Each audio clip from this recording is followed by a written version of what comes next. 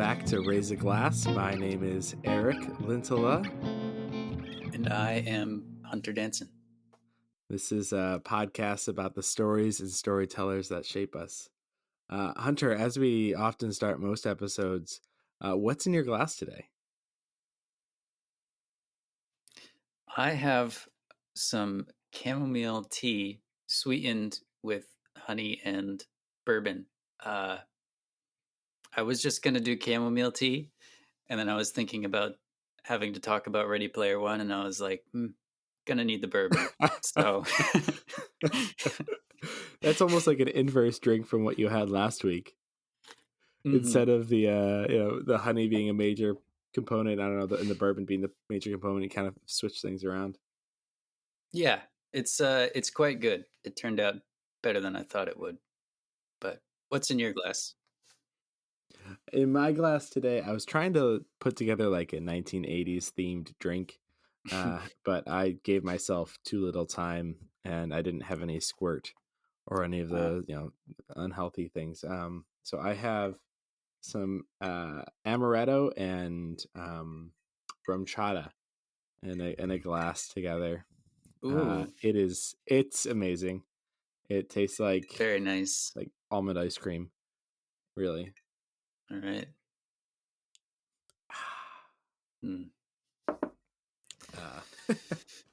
Yeah, so that's what I'll be raising. So that's what I'll be consuming throughout this episode. I don't know. I realized I don't think I shared anything that I was raising a glass or pouring out for one for, and I don't know, maybe in the last couple of episodes, I think I missed one of them, and so I was thinking about this today, and I would like to say that I'm going to raise a glass to liquid hand soap. And pour one out for bar soap, specifically in that at my office, our liquid hand soap went missing today in the bathroom, and so I searched many places and I could not find it. So I put bar soap in the That's a bummer. bathroom, and I don't think it's gonna walk, but it's something I like in my for my own private use, but for in a public bathroom, not a fan. Yeah. Everyone putting their hands on it. The outside of the soap becomes like the dirtiest thing. Yeah. So, anything for you? Deeper metaphor there, but the scum of the earth. I'm pouring one out for all of the dirty dishes in my sink because I did the dishwasher, ran the dishwasher earlier today, and I forgot how long it takes to do the cycle. So it just finished a little while ago, and I didn't feel like putting all the dishes away and cleaning them in the 15 minutes I had before the podcast. But I am raising a glass to Elizabeth Barrett Browning, whose poems I have been dipping into this week. And there's one verse that I wanted to share. She was a poet writing from 1806 to 1861. Okay. And I have a collection of poems called Sonnets from the Portuguese and Other Poems. And this verse is from a poem called The Cry of the Human. And it is, I'll let the listener parse out how it's related. I think it is related to what we're going to talk about today. But not to the dishes. Not to the dishes, no. Okay. Maybe. You can make a case. Maybe.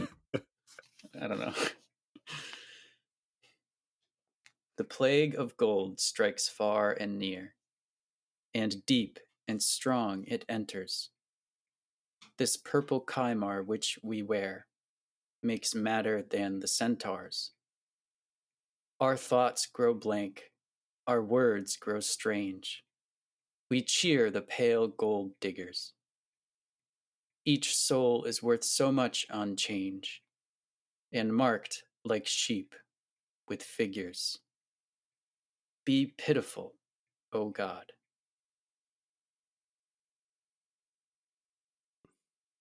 Wow. It's a really good poem. You should look it up and read all the stanzas because it get a fuller picture. But I Yeah, liked I that think one I'd in have to read it particular. like 5 to 10 times to really kind of soak in what's being fully, kind of some of the deeper meanings in it. Yeah, that's what I've been doing. Oh, thanks for sharing that. That's Yeah, I know one of the things on our list at some point to talk about our poets, yeah, and our poems. So I'm excited for that. Maybe we talk about her work. Maybe you introduce me to some of it. And yeah. well, Hunter, I would love for us to dive into this conversation about Ready Player One. I think that we talked about maybe talking about some other things as well, but I think you just gave us the perfect segue into our topic for today. And yes, I know there are those that are thinking immediately, well, book or movie.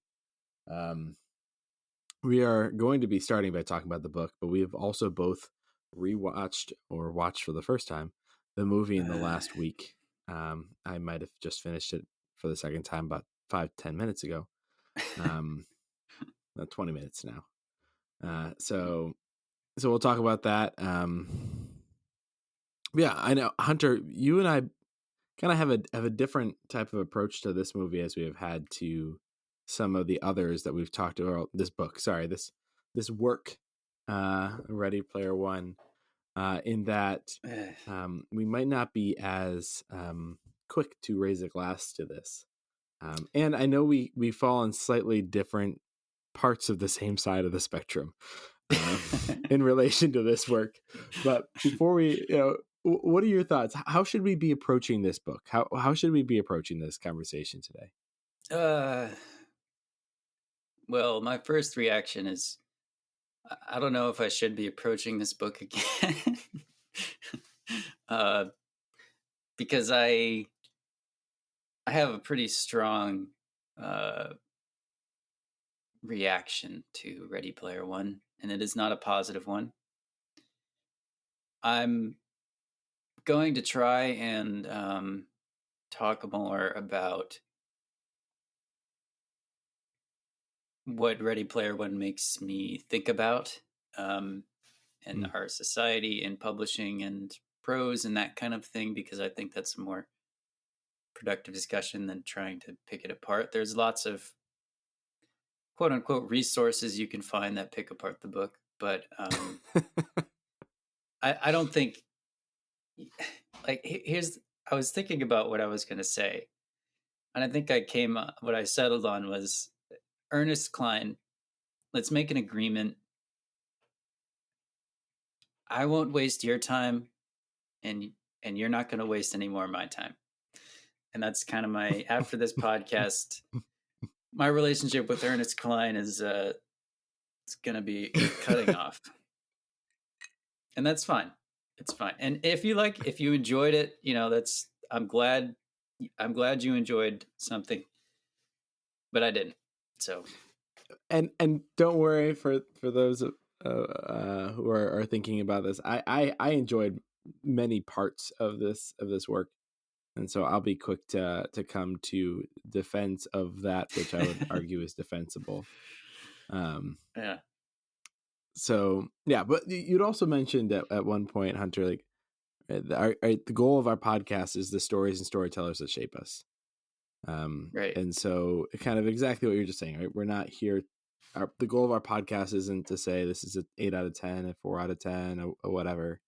It's to talk about the way it's shaped our lives, the way it's shaped our society, the things that it does that might have an impact at some point down the line, or that brought together past pieces. Right? There's a lot of ways that a work can shape us, either individually or a larger family, or larger community. And obviously, this book has shaped many people in the world. It's not too often that books get made into movies. It might seem like it's more often than it really is. But like most books don't get made into movies, and most books that are made into movies don't reach the same level of fame that this one has. Yeah. So there is something there. There is something there. That's I don't yeah, I don't know exactly where we're gonna go with this conversation. Um so I'll kind of let you be at the helm, because I Okay. fear if I try to lead us, we'll get into some less than pleasant territory. That's funny. Well, let me start then by sharing with you when I first was introduced to Ready Player One, and then maybe you can share when you were introduced to it. I Okay. just double checked. I read this book as part of a book club I was in Hmm. last year. No, October 24th. Oh my goodness, that might have been 2 years ago now. Might have been longer. Hunter, it was all during COVID, so it's Oh, okay. one of That those was things the in my first mind. It time? just all October 24th, 2020. That was the first time I'd read it and discussed it. So I have already discussed this book once.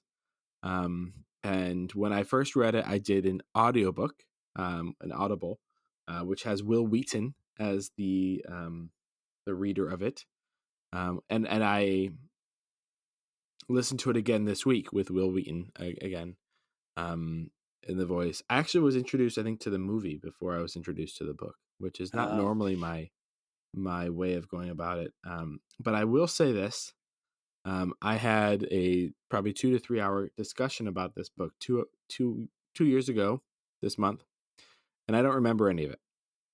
And it's not because the people I was having the discussion with weren't awesome, because I remember many of the conversations we've had. I think some of it had to do with the subject matter, Ah. um, of which we discussed. But what about you, Hunter? Were you introduced to the book first, the movie first? When did you first get Uh, connected with this? the audiobook. Um, my wife and I listened to the audiobook on our way back from Idaho. We're moving back east. So that was 3 or 4 years ago, I think. Um, it was around when Ready Player One was quite popular.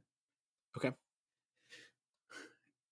And I was kind of excited to read it. You know, I like video games. I basically grew up on Halo in high school, and I still enjoy video games, not as much as I did in high school, but I I play them, I don't know, fairly regularly, I guess. I wouldn't call myself a gamer, because that's who calls themselves a gamer. But I enjoy video games. I enjoy kind of like the history of video games, and some of the culture. Uh, so I was kind of excited, and I was very disappointed um, listening to the audiobook. I was also writing my first book when I was listening to it. So I think that had a big impact on how I interpreted Ready Player One. If I remember a previous conversation, wasn't your trip back also when you finished Don Quixote? Yes. So you finished Don Quixote and then you started Ready Player One. Yeah, I don't remember exactly. It, I think we just like zoomed through Ready Player One, because I remembered. I can't remember if I finished Don Quixote before Ready Player One or not, Okay. but So in your mind, you were at least partially comparing what has become your favorite book to this book, if for nothing maybe, other than proximity of listening. maybe, yeah. Uh, I was also starting to think about publishing, and how I was going to Okay. go about publishing my book, what kinds of books are published and what kinds of books sell, that kind of thing. Okay. Well, I realize we've hit the point of the conversation where we've been talking about this book, but we haven't actually given a summary of it, which is something we have done with other spaces. So let me just kind of walk us through a basic summary from my own. I'm not reading this from anything, and so I'm sure I'll miss some big things about That's Ready fine. Player One. But Ready Player One is set in the near future, in a world that Ernest Cline, I think, thinks we're going towards. Most of the Earth has been destroyed. There are major slums. There's overpopulation. There are wars, and the only space where people can be truly free is in something called the Oasis, which was created somewhere in the mid. I mean, there's like around 2020 or 2012. I think 2012 in the idea of the game. Yeah, somewhere around there, I think. Yeah, and it's about a boy who lives in the Stacks, which is, imagine a vertical trailer park in Oklahoma City.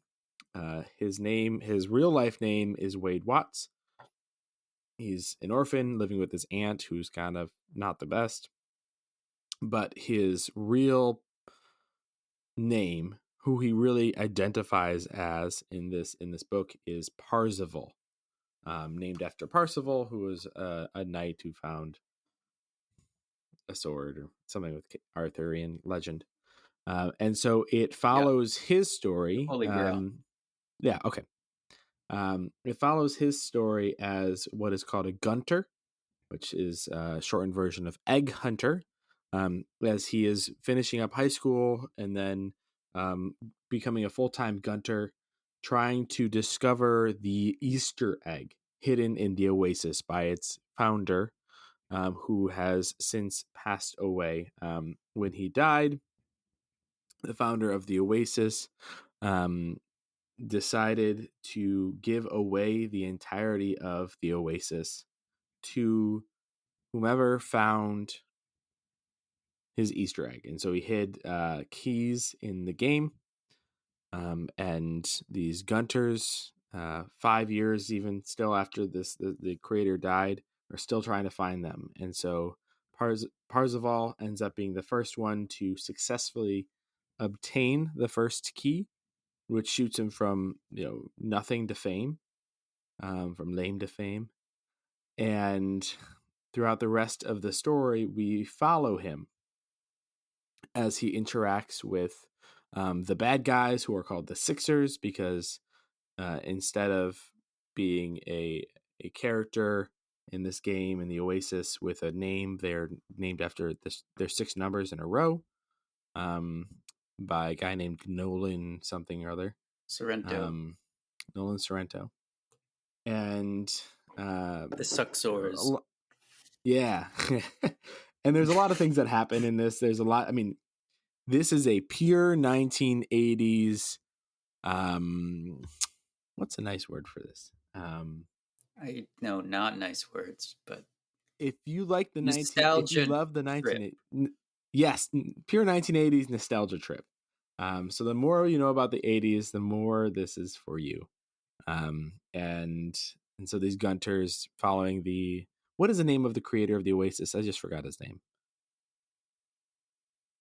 James Holiday. Yes, James Holiday. James Holiday loved the 80s, and so it starts with everything in the 80s.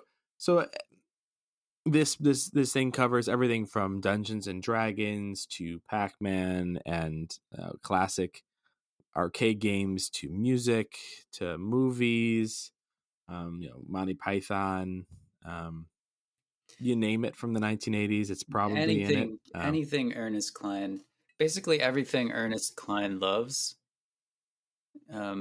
He found a way to mention it in one way or another. Yes.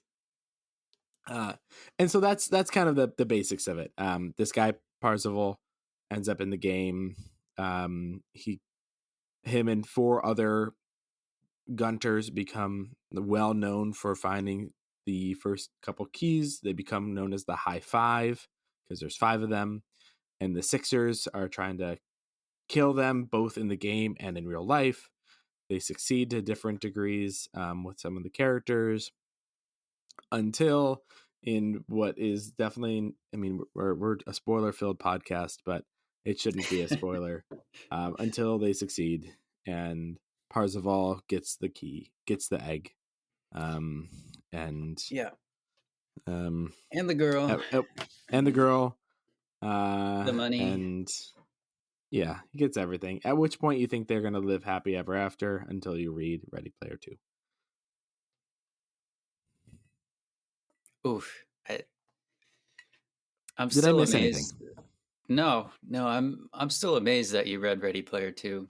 That's Yeah, I did that today. That commitment. was it was I Will Wheaton also reads that. So Will Wheaton has read both both Ready Player 1 and Ready Player 2, which is funny because at one point in Ready Player 1 he's mentioned as being one of the co-presidents of the Oasis.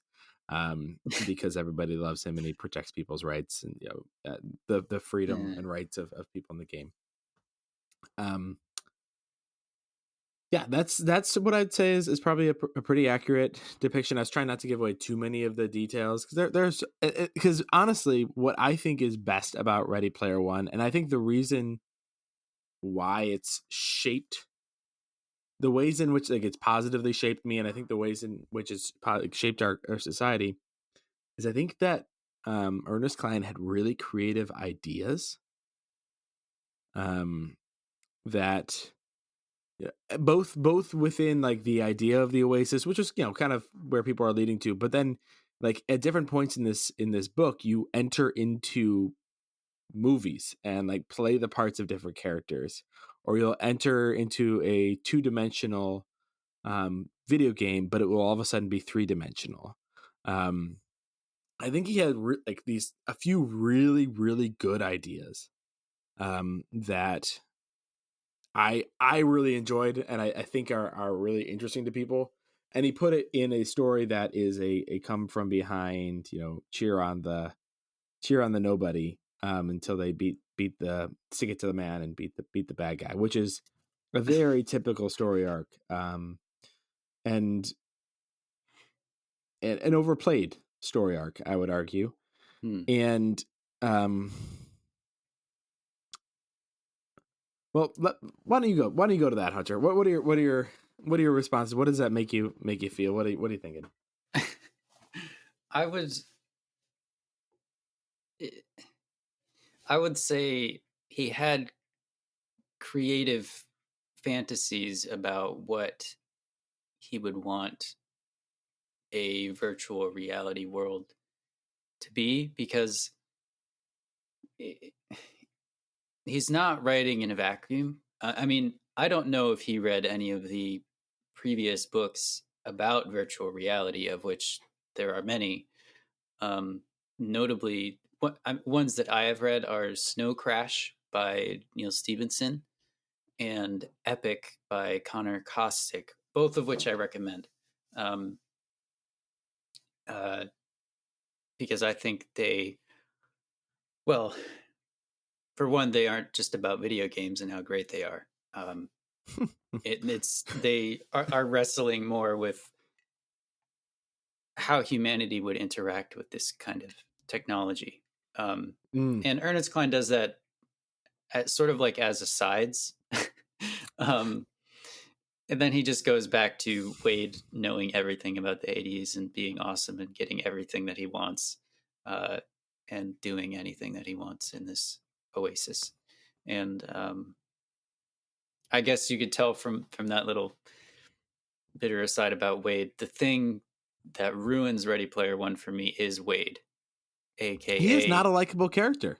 He yeah, is usually he's when you read a book, and maybe that's a good thing that he does. Like maybe that is a way that Ready Player One kind of flips things. Like usually when I'm like reading a book, I'm like trying to identify with the main character and be like the main character, and I don't feel that at all towards Wade Watts. I don't have any desire to. Maybe towards the beginning, but like as the thing goes on, I'm like, I do not like this character. I think rather than it being clever, I think it's more likely that Wade Watts is Ernest Cline. Um, Mm. it's kind of a self-insert, like speaking from my limited experience trying to write, all of the characters that you come up with are a part of you. Because that's really all you can draw from. You can draw from your experience with friends and family and celebrities and other people in psychology, but in the end, the only thing you can draw from when you're sitting there writing from your imagination is your own self. And I sort of like, if I have an extreme character I'm trying to make a lot different from me, I try to imagine what it would take for me to reach that state, or to carry to an Mm. extreme something that I have experienced myself.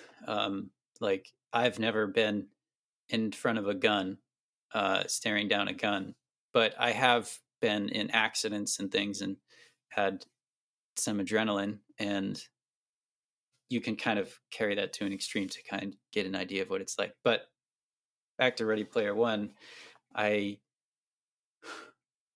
the more as it went on and on and on and on, I just kept seeing the sort of veil between Wade and Ernest Cline got thinner and thinner, Mm.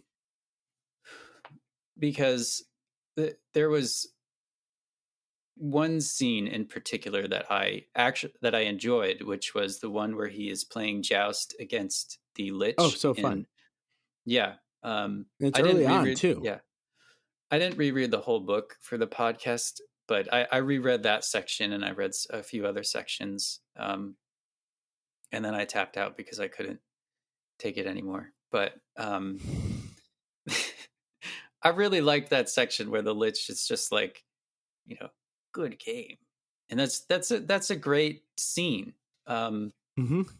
One that they didn't recreate in the movie, but Not at all. Not at all. They no, brought up Joust once as a passing thing. yeah. But after that, I just kept getting more disappointed and annoyed,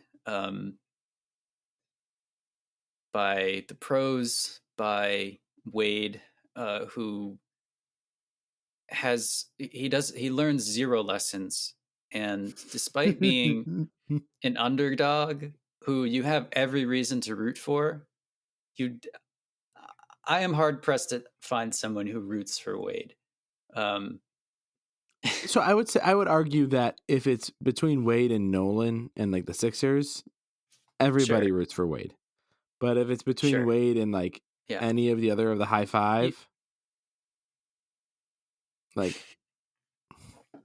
I think the book should have been about Artemis or about H, mm, and they should. And I think it would have been a much better book. It would have been more enjoyable and more interesting. Artemis and H have so much more going on than Wade, and but honestly, I'm not sure if Ernest Cline could write that story. But so he couldn't. I uh, don't have any belief that he could. So Hunter, one of the things I'm hearing you say, which I appreciate, is as we think about kind of storytellers that shape us, is a way that when we are storytellers, like the types of story like this can help us realize maybe a little bit more of like how thin that line is between you as a storyteller and the story you're telling, whether you're writing it down or putting it to music or saying it, yeah, and how our creativity, even with amazing ideas. And I still argue, I think that Ernest Cline has some really great ideas, and some of them have been played out in other maybe ways, but not I the haven't most seen all of them done. original, but yeah, Like I don't know. I keep coming back to like stepping into Monty Python and the Holy Grail. I think that is such a fun idea, and I would totally pay money to enter into a movie to do that. right, Um, yeah. and I haven't read that before. Even if it's out there, I haven't read it. Mm. Um, one of the things that I think is very very limiting to the story, and the reason why I mean I've read it, I've gone through it twice. But the reason why it's just I dislike this book is because the storytelling is terrible. And why I say that is, and Hunter, we talk about this a lot. I don't know how often we've talked about it in this podcast. I am a very visual reader. When I read something, I want it to introduce me to and show me the world. And I want to visually put in what's happening. Right. I want to see a valley and be able to, in myself, as I'm reading this, like visualize all of the flowers and green and whatever else. I don't want to be told every single thing that is in the valley. That is limiting to my ability to take part in the story. And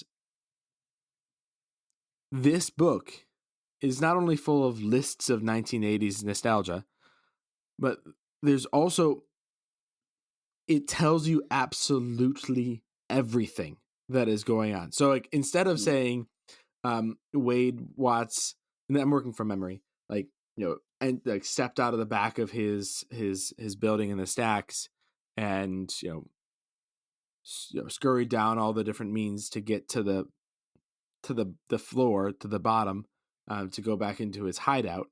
It says, and Wade Watts stepped out of the window with his back to the stacks, moved along the edge piece by piece, found the corner, went to the rope, grabbed the rope, put himself down, said hi to his neighbor, then walked over here. And it tells you absolutely everything.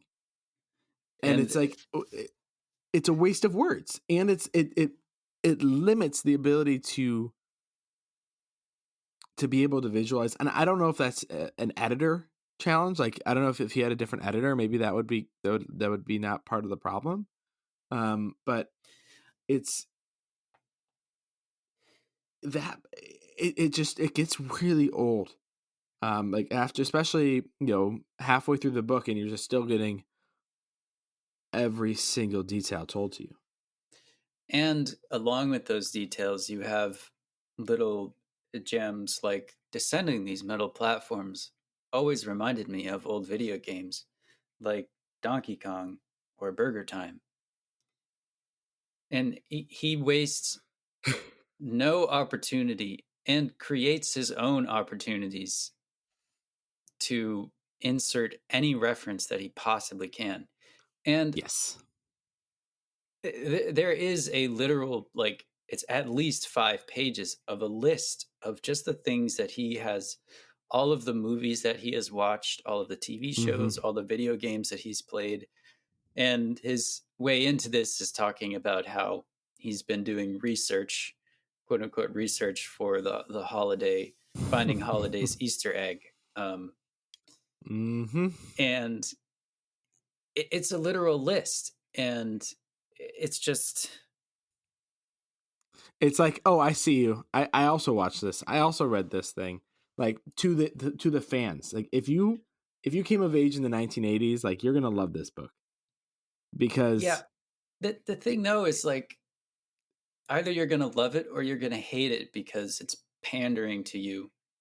And I guess that's the thing that kind of gets me, is when talking about the references, is I think there are a fair amount of people who read the references and say, oh yes, references, these are all things that I love, then therefore I like this book and I enjoy it. And then there are people who say, oh, references, they must be trying to sell me something. Especially in 2022. Yep. But this came out in 2011. One of the things that happens throughout this book is Ernest Cline, and I think this is because Ernest Cline's voice is just straight through Wade Watts, like you were arguing earlier, wants everybody to believe what he believes. And to me, there's no like room for allegory. There's no room for metaphor or illustration or ability to kind of like think about what he's saying as a deeper levels, because he just comes out and says, my neighbor believed in God, and like I let it be good for her, but like I know for a fact that she's wrong, and that we were all and he just goes on in this entire, he lists out all the reasons why anybody who believes anything different from what he believes is absolutely incorrect. And then they also, I don't know if this struck you at all, Hunter, and maybe I don't know, I want to say this delicately, and then maybe I can't do it too well, but there's one point, one of the cool opportunities of creating your character, and we already know this in any video game we do nowadays where you're creating your own character, is that you don't have to make your character in the Oasis look or sound or be the same gender or race or anything, or even the same type of being that you are. It doesn't have to be a humanoid. And so, and you don't know what somebody's real identity is. And Wade's best friend throughout this entire thing, when he finally meets him, his name is H. He finds out that H is in fact not a straight white man. It is a lesbian black woman, and she tells Wade her story, and it's two-dimensional. Like it's my mom told me that I should always come utilize the benefit. I felt like Ernest Cline was reading what was being said in the media or written in a book, and he's like, oh, okay, let me write that exact same line in my book for this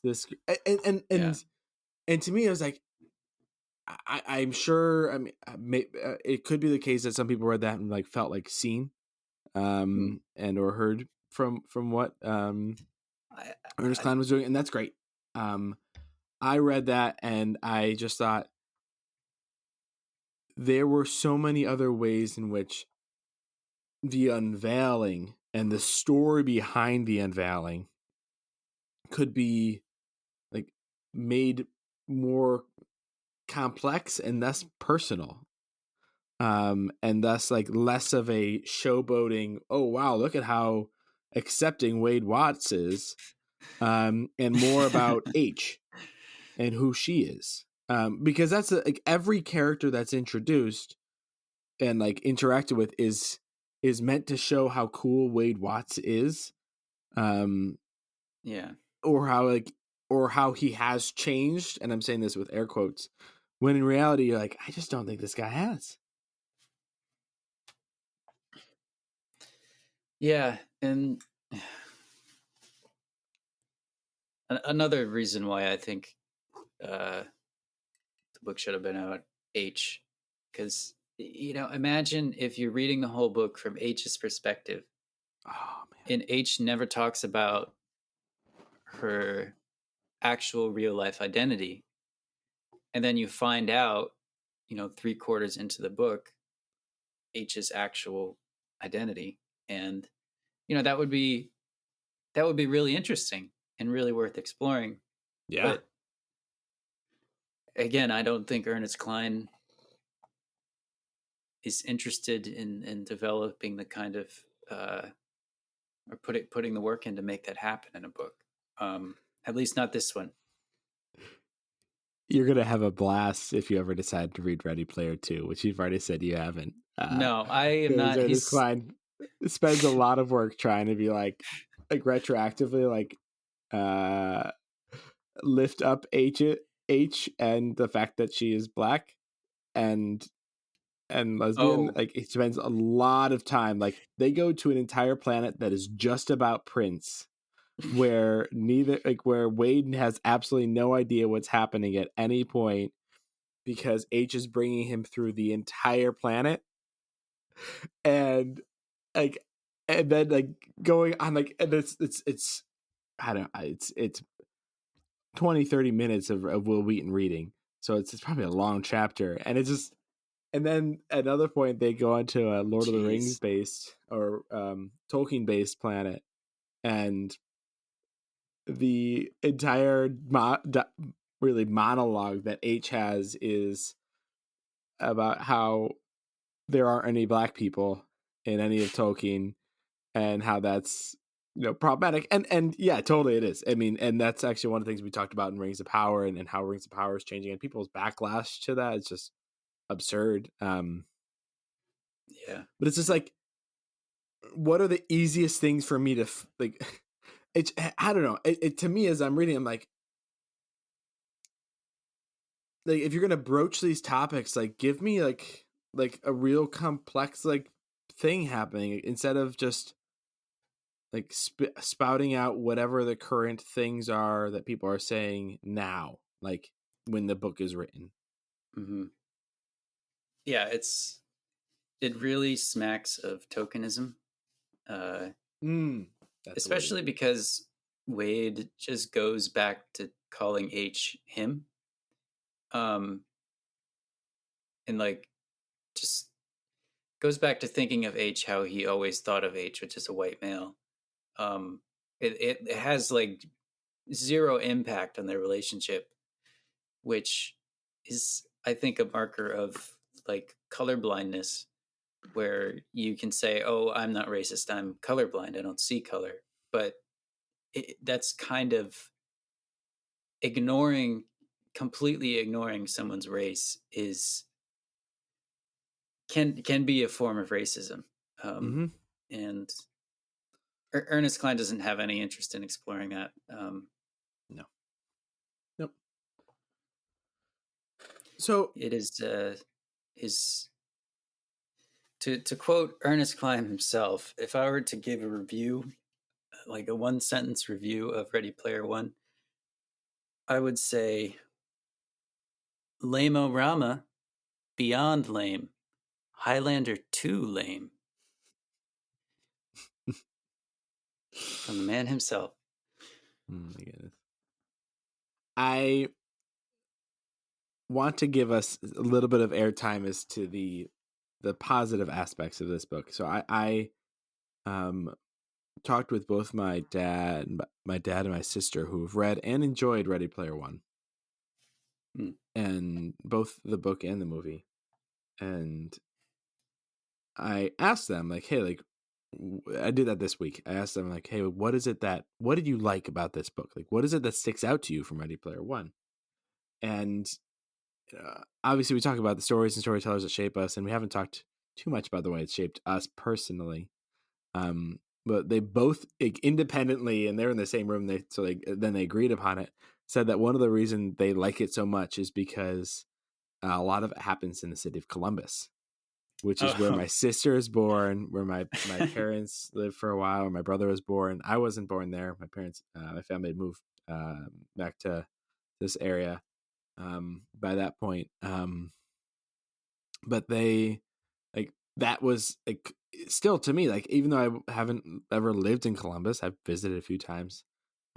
Columbus is part of our story, and Hmm. thus there's an aspect of which that's that gives my family a personal connection to this story. Right. And they also brought up the underdog type story. Yeah. And I shared earlier that I think that's played out. But this book does, the basic story arc of this book does a good job of saying, like, hey, like, how can we, like, celebrate, like, if you don't dive too deep into it, and I don't know, maybe it's unfair for us to read this book like we have been kind of talking about some of the other books, and additional Uh, things that we've been talking about. But the basic story arc is a hero's type journey. And he goes through low points and he goes through high yeah. points, and Well, he's alone. It's not an interesting one, I don't think, but it does the things you need to do to be a hero's journey. But does Wade actually learn anything? Does Wade gain new skills? At the beginning of the book, both, when he meets Artemis, he shares that all he would do is buy a super fancy spaceship so he could get off the planet with his closest friends and a mansion and so that. And she's like, no, I would use it all to help other people. And by the end of the book, he says that they're going to help some other people. That's So what he says. Well, you read Ready Player 2. Does he actually help people? he throws money at people. Hmm. I also read Ready Player 2 today, and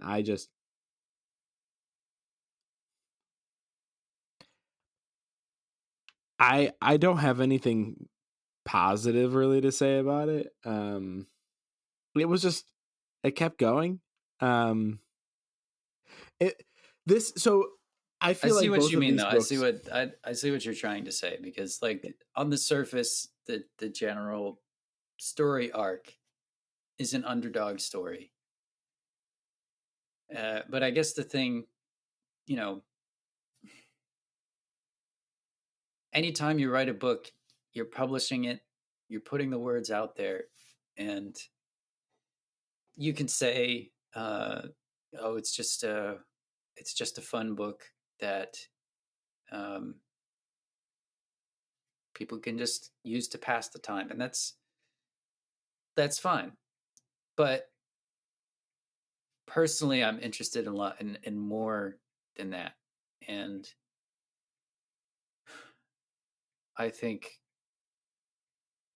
the thing about it, trying to bring this back to how it has shaped us, the thing that Ready Player One taught me was that publishing is not about the quality of your writing or the quality of your story. Publishing, just publishing, selling books, is about convincing an agent in a publishing house that you have written something that will sell. And Ready Player One sold. It got made into a movie directed Oh by yeah. Steven Spielberg. And I think that was a large part of my negative reaction to Ready Player One, was listening to it, listening to such aggressively, epically mediocre prose. That's a adverb that Ernest Cline uses quite a lot, but and it just sold. It was a bestseller, and Yeah. I mean, I don't begrudge him his success. I'm sure he's enjoying his life wherever he is in his DeLorean, but it there is a small part of me that I have to shut off quite often, that thinks about the struggles that I've had in selling my book, and um, just thinking about marketing and things, and seeing how from the outside it seems that Ernest Cline sold his book very easily and made millions of dollars very easily, and by filling a book with references and writing his fantasy of a world, and sure, he does do some interesting things with virtual reality, and he does a lot of exposition about the technology, and which is genuinely interesting, um, except for the part about uh, the sex robots and That was weird. all that the whole thing about masturbation was just like, okay. That was another point where he was trying to make like, hey, this is my thought. You should all believe this. If you believe anything different than me, you're wrong. Yeah, like Einstein wouldn't have developed his theory of relativity if he wasn't Yep, letting off that's steam. good enough. That's good Yeah, enough. it's like it's just it's like that made it into a published book that sold millions and that people laud. People love Ready Player One, and I'm sure they love it not for that reason. I hope, but um, it's just it made me think more critically about what I wanted from writing, and Yeah. I don't and why I was writing. And Hmm. at the end of the day, would it be nice to sell books and be famous? I'm sure it would. It would be really nice for my bank account, um, and my family's bank account. But that's not why I'm writing. And Yeah. there was two things, and then I'll let you continue leading us past this stormy sea of a conversation that we're in. It's aggressive, But stormy sea. yeah, um, first thing that when I read it for the first time, I heard a quote by George R. R. Martin talking. I think it was an interview with Stephen King, and George was talking about why he started writing and why he kept writing. And he said, what it came down to was I asked myself, if no one read this, would I still write it? And the answer was yes.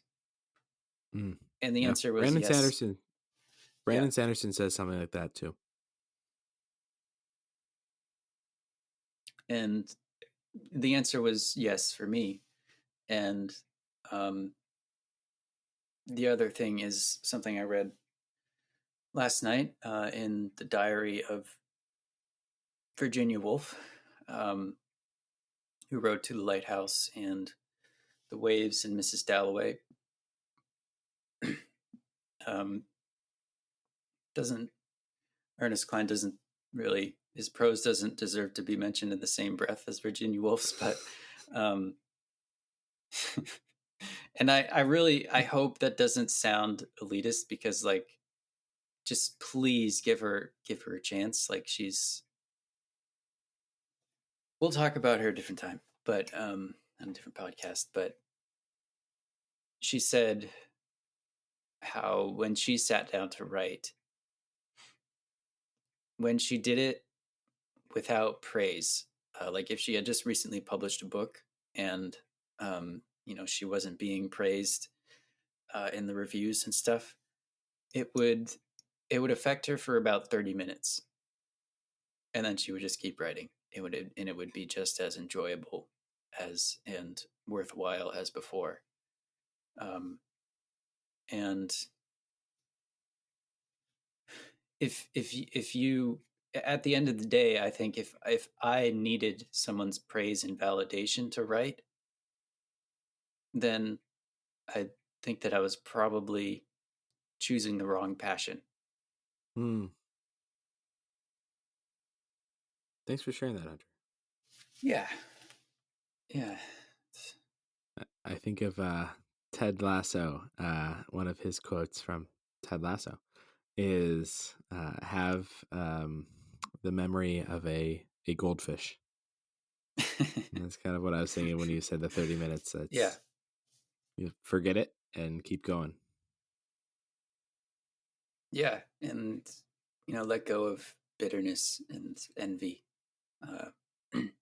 It's another thing I learned reading Virginia Woolf, a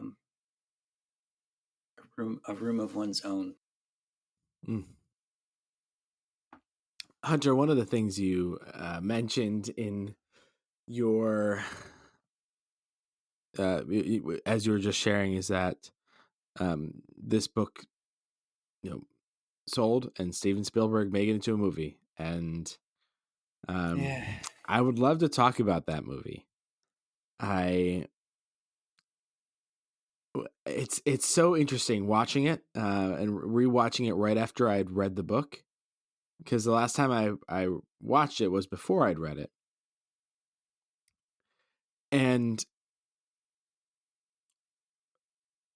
there are almost the characters are the same, the Oasis idea is the same, a couple of the magical objects are the same, the story arc is pretty similar, and yet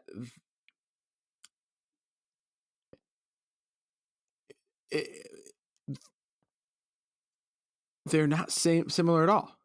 Right? It's not like an A and an A prime. It's like an A and a B. I think I don't one of the original Percy Jackson movies.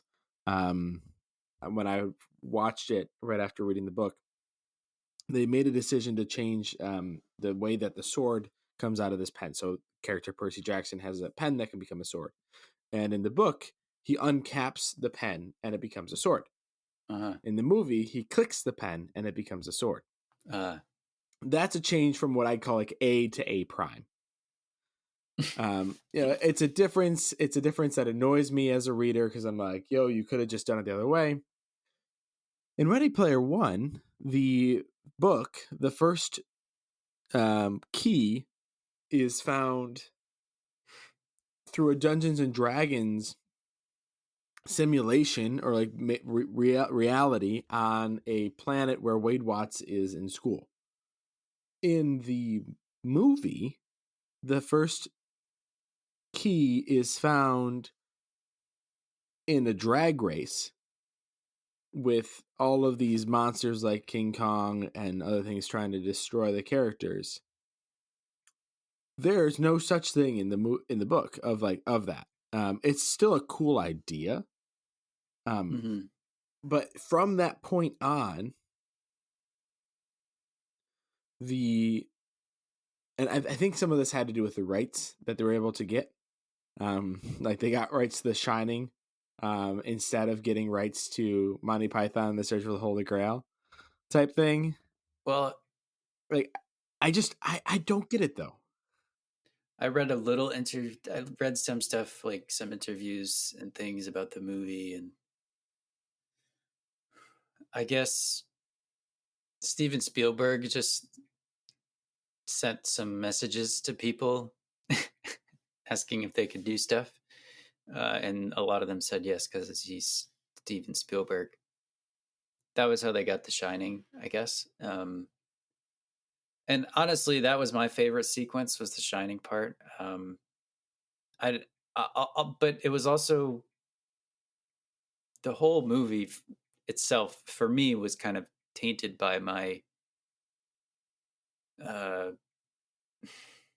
just the kind of, I'm really burnt out on reboots and rewrites and franchises that just keep continuing and that they keep milking. And Ready Player One, I think, is an epitome of all of the recycling of IPs. And yeah, it's kind of fun and enjoyable to see people getting messed up in Stanley Kubrick's The Shining, which is a genuinely horrifying movie. Like, it was so scary that Stephen King didn't like it. But the biggest, what makes me pour one out when I watch Ready Player One is the Iron Giant. That's really the biggest thing. Yeah, tell me why. Have you seen the Iron Giant? Yes. A long time ago. Yeah, the Iron Giant is a pretty old animated film about a giant robot that crash lands on Earth, and he has a dent in his head that gives him amnesia, so he doesn't remember exactly what his mission is or what his purpose is, and he befriends this kid who likes him a lot and kind of teaches him about life and existing. And throughout the course of the film, the Iron Giant, the Iron Giant is actually a super weapon sent by an alien race to wipe out humanity. But the Iron Giant, because of his amnesia and his relationship with the boy, discovers that he can change his stars and choose a new purpose. And one of the most famous lines from the movie is, "I am not a gun," where he chooses not to fight and he sacrifices himself to blow up a nuke that is coming for the town where the boy lives. And when I saw the trailers for Ready Player One and they showed the Iron Giant just blowing things up, that instantly killed any lingering kind of curiosity that I had to watch the movie, because it's like they don't even care. It was almost like Steven Spielberg saw this IP and was like, "Oh, Ready Player One, I can use that to just fill this movie with references and it'll make lots of money." And look, I don't I like E.T. I haven't watched a lot of Steven Spielberg movies, but this just felt it soured the whole experience for me, the personally. the Iron Giant dies in a type of like beautifully heroic sacrificial way, though. Did that not like redeem part of that story arc for you? No. No. Okay. I gotta be honest. I think the movie is fun. Um, I think it's a fun movie to watch. I don't think it's a deep movie to watch. I don't think it's a movie that should be watched after reading the book, because you're just going to be disappointed, Mm. because like it's not just that small things are changed. There are major things that are changed for like very like unknown reasons. Some of which are IPs based, and some of them are just I just don't get. And like there's this whole idea of a resistance showing up for like 5 minutes that's just like made up. Um, one of the things that I think they did do a good job of, though, is I think they captured the idea of the characters. Like Wade is more likable in the movie than in the book. But like I think they did a great job with H, and with Artemis, and with Shaito, and Daito, and Shoto. Yeah. Even though they kind of changed their characters and they did other things around it. But Hunter, while you were watching this movie, you did one of your favorite things. One of my favorite things that you do is you kind of live tweeted it to me. I think you should have a Twitter account just solely based off of you watching movies and tweeting them out, because it's hilarious. I really appreciate it. One of the pieces of Artemis's character, that she has a birthmark on her face. Mm-hmm. And that is completely like that becomes the entire definition of her character, of which we learn that Wade is amazing because he sees past her birthmark and thinks she's beautiful. Which is whatever. It's like again like, okay, sure, but like you're not there's nothing complex or interesting or personal or like either. It's still selfish. It's about you. My favorite point of your messages is when you got to the point in the movie where you learned Artemis like has a birthmark, and it comes a lot faster in the movie than in the book. And like she's got her hair hanging over that side of her face when you first see her, and then the wind blows and he sees it, and your response, what you messaged was, yes, birthmark, debilitating. If I had water in my mouth, I would have done a spit take when I read that. It was so funny, and it's so like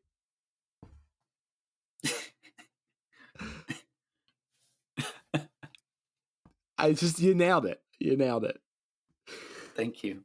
I don't often nail it, but when I do. Yeah.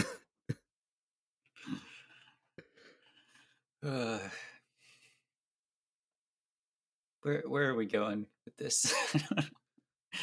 So here's the thing I didn't know, because I've only listened to the audiobook version of this. I assumed that H was the letter H.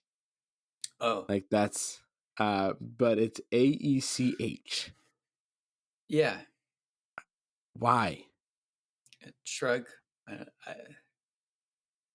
don't know. Okay. I don't think he really says um, the H.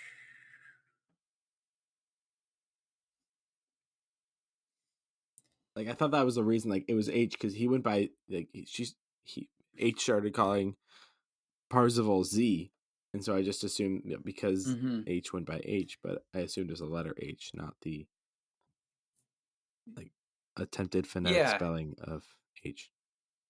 yeah. I mean, I got that's just his username. I mean, it's definitely within the realm of the weird names that people come up with Yeah, online. Um, yeah. I would definitely read that as ache, spelled incorrectly, rather than H. yeah, yeah. I don't know. He has Yeah. this sort of line about how uh, how he and H play this little game where they try and guess Oh, yeah, H's real name is. what H's real name is, and Mm-hmm.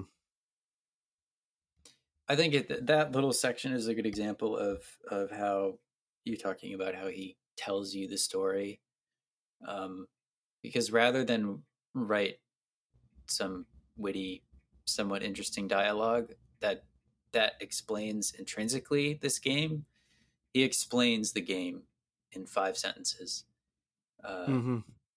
more or less, and it's just that is the sort of thing that kind of irked me when I was reading it. It was like, I'm trying to learn how to actually write well, and this got published and sold a lot of books, and it's like it's writing is really hard, Yes, it uh, is. It is. really It is hard. really hard. And like Sorry, even something like this is a hard thing to write. So sure, like it's not he easy he to wrote a whole write. book. That's an achievement. And he played the number of video games he probably played in order to write this book well. Like you got to give it up for this guy. He spent a lot of time watching a lot of movies, playing a lot of video games in the There last are 30 years. there are Um, multiple quotes by Ernest Klein where he says, yes, I spend a lot of time, quote unquote, researching my he books." must be really good at video games. Like he must be really good at some of those original video games because he goes into way too much detail about them, or he just watches people play them. I don't know. I would like to think that he's kind of a Wade Watts. Like that's Wade Watts' superpower is that he's like really good at playing He's video really good games. at 80s games and before 80s games, and he's really good at knowing everything about the 80s. And yeah, and Holiday. It's I wanted one other thing that's shaped me from this and it's not from the story itself, but it's one of the things the story talks about is some of these old arcade games. And I grew up playing on at least somewhat regularly some of these old arcade games like in their original form. One of my uncles like, grew up in the 80s and has Pac-Man, Galaga, um, Joust, um, and a few other Oh, games all nice. in his basement. Um, and I grew up playing Mm, them. that's awesome. And like absolutely loved it. He's got Donkey Kong, like had so much fun and I haven't been back in a few years, but like when I go back, I'm like, okay, yeah, I'll talk with some people, but then I want to go in the basement and see how far I can get on Galaga. I love Galaga. And Me like part of too. the reason it's so much fun. Part of the reason Yeah. I really enjoyed the joust bit is because I could visualize it because I've played it. Right. And that was actually a really, I think that was one of the better scenes. And he still explains a lot of it, but like I was able to visualize what was happening in that scene. Hmm. And he didn't spend as much time saying, and then this happened, even though he does go into depth about when he loses all of his lives continually. Um, Right. and that's also in I mean in the game that's in the book that's also where you first meet Artemis, Hmm. who's just a really interesting character, and their first lines of dialogue towards each other are also really interesting. Um, I think, um, but like Yeah. I was able to connect with this because of that those games. Yeah, that was my favorite scene. And I said it before and I'll say it again. I think the book should have been written by Artemis. Um, because I'm trying to find it. And Artemis is Oh, the first one yes. to find the key. Right. And she wrote with an endearing, intelligent voice, and her entries were filled with self deprecating humor and witty, sardonic asides. I would much rather read a book written by Artemis. Yeah. um, And yet, I think we've talked about but Ernest Cline wouldn't be the one to write it. yeah, no, he wouldn't. I don't think. Hunter, I'm going to recommend that you don't read Ready Player 2. Way ahead of you. If anybody has any desires to talk about it, feel free to reach out to me. I've now read it. It doesn't do anything new. At the end of the movie, Ready Player One, there's the question where Parzival asks Holiday, like, "What are you? Are you alive? Are you dead?" And then he kind of like winks and leaves. And that's what Ready Player Two is about. It's about artificial intelligence, and about becoming immortal. Great. And it's through Ernest Cline's views of this, and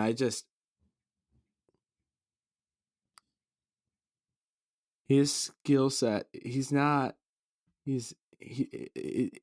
doesn't come across as a deep thinker to me, and as somebody that ponders things, and the book doesn't. It's just very,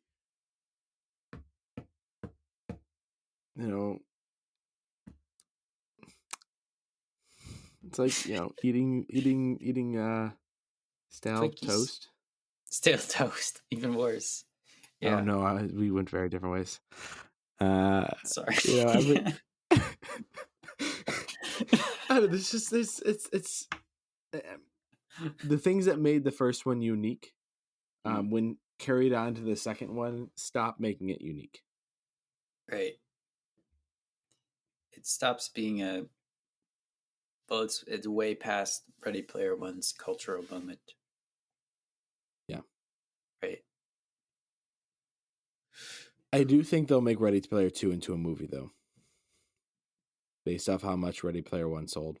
I think they're going to do it. Which would be interesting because the way they... No. Yes, I will watch it. I won't watch it in theaters. I'll watch it at some point in some other random day. I did not pay to watch Ready Player One because I didn't want to give Ernest Cline even $3. That's kind of sad now that I've said it. Yeah, it sounds really... There is one other thing I wanted...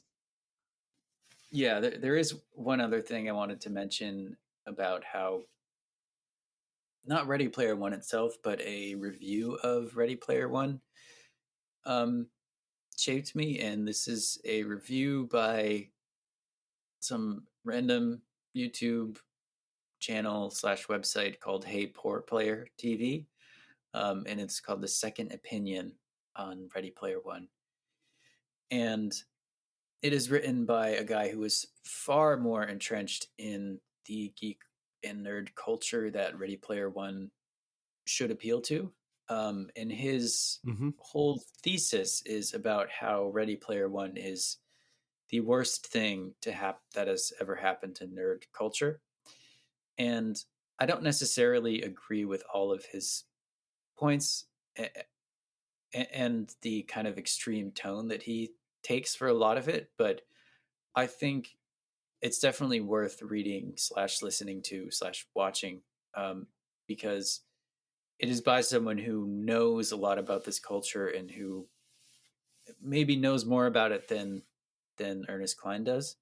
And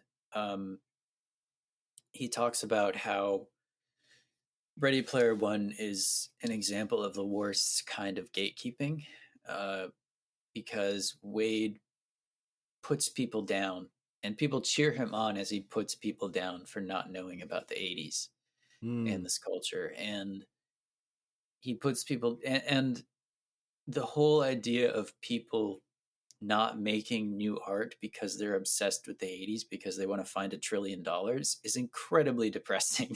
Like, Yeah. Like if people just stop making, and that's, you know, that is kind of the thesis of Ready Player One, or that's one of the points in Ready Player One, is that everyone is obsessed with the 80s now. And it is implied that no one is really making new stuff. And that's really, really sad. And so that I've come back to that review throughout the years as I've kind of mused on Ready Player One. It was very cathartic, and I think it's not just kind of a catharsis for disappointment. It does have a pretty meaningful thesis. Yeah. Okay. Share that in the notes. Yeah. To check out. I was actually talking with a friend earlier this week who was sharing he's listened to a few of our episodes, which I found encouraging. Oh yeah. And it seems like, yeah, there might be a little bit of an audience for people. Cool. To hear our conversations with each other, even if they don't want to hear our thoughts.